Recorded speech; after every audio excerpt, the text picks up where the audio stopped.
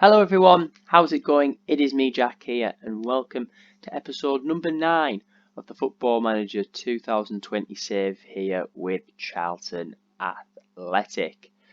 Today's episode will be seeing us play Brighton, Premier League opposition, I do believe, for the first time in this save. We are in the second round of the Carabao Cup, but as you can see, we've played 6 games in the league and we sit position 3 at the moment. We'll have a little look at the fixtures and also a bit of transfer business as well to update you on. As you can see, 26th of August, the transfer window has not closed just yet. It closes on Monday, but there is a piece of business that we have done.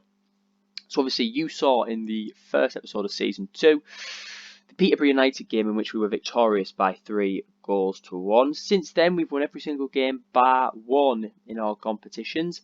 Right after that we played Oxford United and it was a 94th minute goal from Jordan Hugill that sealed 3 points. I believe that was his first goal for us. Good performance by him, and we won the game by a goal. Now I think we deserved to win more, but score more, but it was Oxford United's poor stamina, I think, that cost them in the end and allowed us to seal a victory. Ipswich Town was the next game that we played, and this was a very tricky game. I think Ipswich finished around the playoffs last season, so they are a genuine promotion contender. Federico Bonazzoli was the who scored our first goal from a penalty kick, and then Guion Edwards scoring 2 very quick goals to make it 2-1, and then they extended their lead right towards the end of the match, and we scored what only turned out to be a consolation goal from Johnny Williams in the 90th minute. So that was disappointing to see that we lost that game, but looking back at it now, Ipswich are a genuine contender for promotion this season. So yeah, as annoying as it is to be expected that we will eventually lose games. We rotated the team heavily for this Carabao Cup first round tie against Swindon away from home, and it was 2 goals from Dominic Samuel. They were his first 2 goals of the season. He hasn't been too bad actually, but he's got a few little injury niggles that he's had so far at the start of the season. He's already picked up 2 little bruises in 2 games that he's played for us, so we'll have to look at that a little bit more carefully. But it was his 2 goals that won us that game. A comfortable game for us indeed. And then we continued on with another clean sheet. This time Bonazzoli getting on the score sheet once more against Coventry City. Won that again by 1-0. Gillingham at home, another game that we sort of expected to win, and we did by 3-1. Hugill scoring for us and Tapia scoring. 2 goals in the 43rd minute. As you can see, Stuart O'Keefe got a penalty for Gillingham, and then Johnny Williams sealed all 3 points and made it 3-1. And then the previous match, another 1-0 against Accrington. I don't mind winning by 1-0 because it shows our clean sheet capabilities. Something that we lacked a lot last season was winning games away from home and also keeping clean sheets. So it's nice to see we can do that here in League One. And another goal again from Jordan Hugill sealed 3 points. So we sit third, a point behind Fleetwood and Ipswich, who are in the top 2 promotion positions. Jordan Hugill, our top scorer, he's been a man in form. And as I say, there is a piece of transfer business that I do want to show you. No outgoings here on this page, but there is one, and I received a £3.5 million bid for Chuks Iniki. This came as a bit of, well, it wasn't actually 3.5 million. I think it was in the region of about 1.9, 2.1, around there. I just thought, if I'm going to get rid of him, he's 27. I just threw the asking price up to 3.5 million. LA Galaxy accepted it, and I sat here and just sort of deliberated it, and I came to the conclusion of he's probably a League One standard player. We're obviously aiming to try and get a bit further than that with the team. I don't want to just stagnate in League One. I want to be Championship and then hopefully into the future a Premier League team. He's 27. He'll be 28 next year, and I just found that, you know, £3.5 million for him is absolutely fantastic. He made one appearance for us in League One. He had a good season last season. Towards the end of the season, obviously, remember his 4 goals that he scored in I think the last 3 games he scored 4 goals. So you get rid of them goals. He only did 3 goals in about 33. Not really the greatest return from him, but yeah, he was a good player for us, and I wish him well on his way as he goes to LA Galaxy. And that meant that I had to bring in a striker. The cam position I'm going to keep with Oztumer and Williams because Aniki could play the cam position. But we're going to go with Ryan Brewster. This is the man we brought in on loan. Hasn't had the greatest start. Picked up an assist, I think, in the last match. But he's another youngster that we brought in on loan, only wanting 6k a week.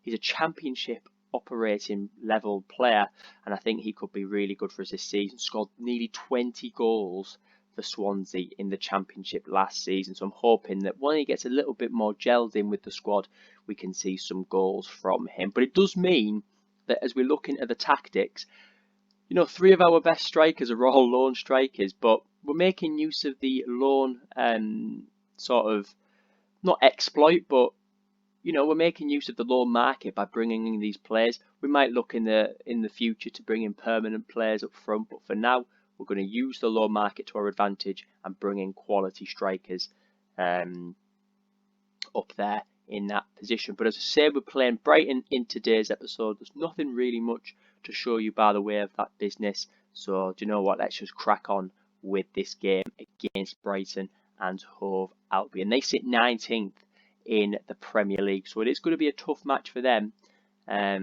especially away from home against a former Premier League team. They've got to look at it as a very difficult game for them. As you can see there, Forster Kasky he hasn't received any bids whatsoever recently regarding a Reading move. I'm more than happy to keep him here. His head has definitely been turned by the Reading interest that has taken place. Let's go on to this game then against Brighton at home. I am adopting the 5 at the back formation. I was originally going to go with the other tactic, but I thought let's try and just keep this. I'll make sure this still works. So we're going to use this today against Brighton. The team will be rotated, but as you can see, Amos will be in goal. Right back Barbieri, the youngster that we've brought in, has been playing quite a number of championship games for us recently, doing okay. The reason being is because Adam Matthews has picked up an injury for 3 weeks. Herbie Kane is out for a couple of weeks as well, but he's doing okay for the moment. 3 centre backs will be Pearce, Sarr and Oshalaja, with Purrington at the left back position.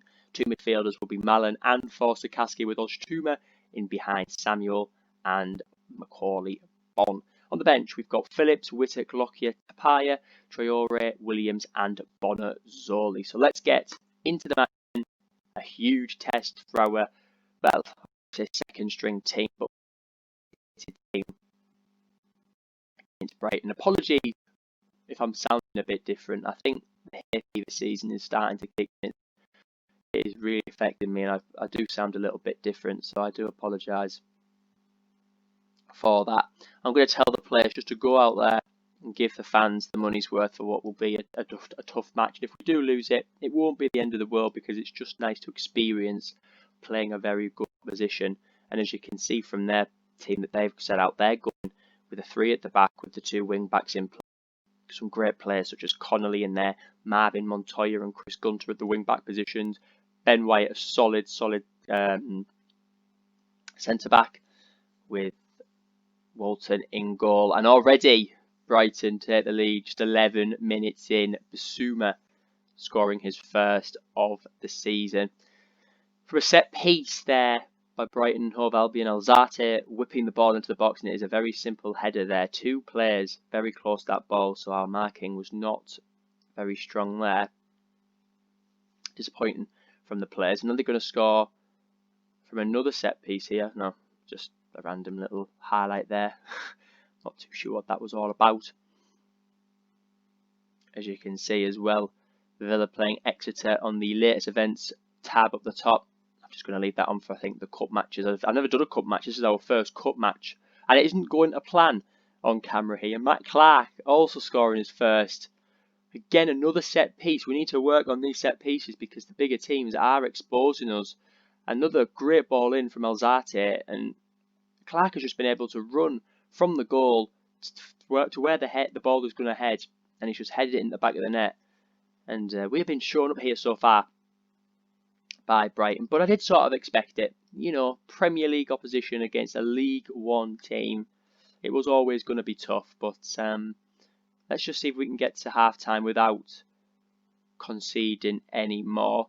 There is going to be another highlight here. Connolly, a great youngster who has plenty of potential. I was looking at him to bring him in after we saw the knee key. However, we decided to go with Rian Brewster from his championship form last season. On the right, we can see Marvin Montoya attacking with pace. Ball is whipped in. Pierce clears it to Marlon, and now Macaulay Bonne is on it. Finds Samuel. Samuel's able to run with pace. Finds Barbieri. I don't think Barbieri's going to shoot from that angle. He finds Marlon. Back to Barbieri. To Marlon. Good ball there to Samuel. Samuel can pick it up and he can finish it. And we score. It is 2-1 here. Great finish from Dominic Samuel. He's doing well in the cup competitions as of late. Good finish from the striker. That's his third. And as you can see there, great cross from Stevie Mallon. And Samuel beating the defender there, Montoya. And we have a goal back. So we're definitely not out of this game just yet. As it's half time, 2-1. Difficult what we say now to the players. Assertively, it's time for we deserve to win this match. Let's try and do it. And we'll just keep calm as we discuss. The players definitely have a lot of room for improvement. There we go. Let's see what we can do. The stats obviously are in Brighton's favour, but get another goal and it could be going to our first penalty shootout of the series. Sunderland 0, Bolton 2. That's a good result for them. We'll make a substitution now. Oztuma's going to come off for Williams, and I'm going to bring off Forster Kasky. Tapia can play box to box, no, not very well. I'm going to put Stevie Mallon there, and I'm going to bring on Adama Traore in the midfield. Macaulay Bonne's not having the greatest game. We've got Bonazzoli to maybe bring on. Let's question the passion again from the players. As there's 20 minutes left to go, still opportunities here. And is this going to be a third set piece and a third goal? It is going to be, and it is from Martin Montoya. The ball scrambled in the box. Does Aaron Connolly just find a simple pass there? It's difficult to see. We'll have a look at it better now on the 3D replay. Connolly heads it. I think it heads off Webster's back almost, or does it hit off the goalkeeper? Straight into the path of Marvin Montoya. It must hit the goalkeeper, otherwise I think Webster would have got the assist for it. But yeah, that's just a little bit disappointing really. We found a way back, but I don't think it is going to mean much now. 10 minutes to go. Can we get another goal back? There is going to be a highlight. Ben White in possession of it. He finds Marvin Montoya. Ben White, of course, coming back from his Leeds loan spell, slotting straight into the team for this game against Charlton Athletic. Malumbi finds it, Ben White. He's a really good ball-playing defender, isn't he, Ben White? Look at that, finding the pass back to the goalkeeper, having been pressurised by our number 9. He's Lamptey. What can Lamptey do with it? Can he find a man? He finds Basuma. Our players are just trying to put a bit of pressure on, trying to force him into a mistake, but the composure of these players is very good indeed. And Malumbi strikes. I thought originally Purrington was going to intercept that and we were going to break, but instead it's a phenomenal effort outside the box from Jason Malumbi, and he makes it Charlton 1, Brighton and Hove Albion 4. Look at this. Taylor Richards finding Jason Malumbi, and it is a speculative effort into the bottom corner. And the score, Charlton Athletic 1, Brighton and Hove Albion 4. And that is how the game will end. I'm going to tell the players that I am far from pleased, even though maybe it was to be expected. I thought that we could upset the apple cart here today, but it has not taken place. It was nice. It was nice to play a team of the quality of Brighton and Hove Albion, but it just shows that we still have a long way to go left in this series. I'm just going to continue playing on the vast games in the League One season. Not too sure when we're going to come back yet. We might come back for a leasing.com game because it's another competition that we've not played in.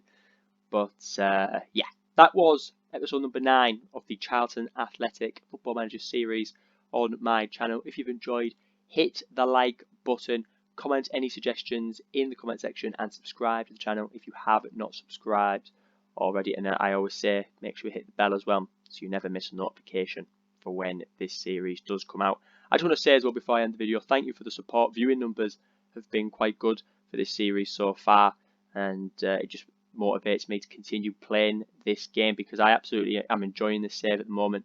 So I thank you very much for that. We'll see you for the next episode, double figures, episode 10 of this save very soon. Take care, guys. Bye bye.